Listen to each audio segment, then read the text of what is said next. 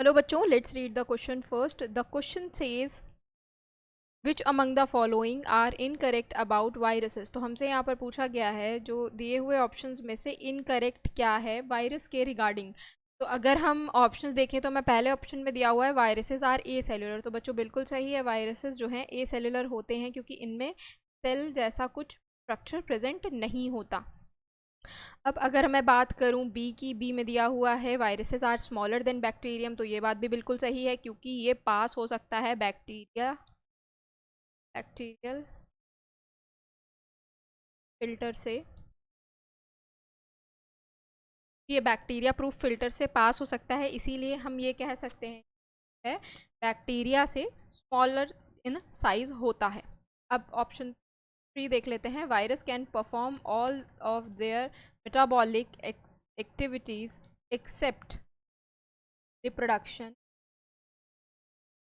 When outside a living host. तो यहाँ पर पूछा गया है जो वायरस है वो सारे मेटाबॉलिक एक्टिविटीज़ जो हैं वो परफॉर्म कर सकता है किसी भी होस्ट के बाहर, बट रिप्रोडक्शन जो है वो एक ऐसा प्रोसेस है जिसके लिए उसे होस्ट की ज़रूरत है. तो बच्चों ऐसा नहीं है.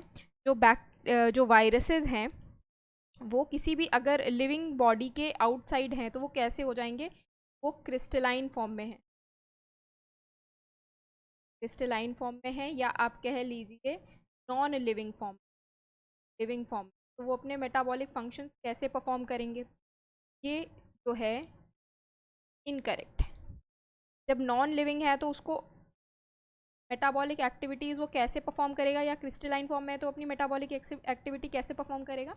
वायरस को जो है सारी एक्टिविटीज़ इधर वो मेटाबॉलिक हो चाहे वो रिप्रोडक्शन हो, वो सारे करने के लिए उसको किसकी ज़रूरत है, एक लिविंग होस्ट की ज़रूरत है. तो ये बिल्कुल गलत स्टेटमेंट है. सेकंड देख लेते हैं. Viruses are living inside the host. तो बच्चों ये बिल्कुल सही है. वायरसेस जो हैं वो क्या हैं, आपके कनेक्टिंग लिंक हैं, कनेक्टिंग लिंक्स हैं.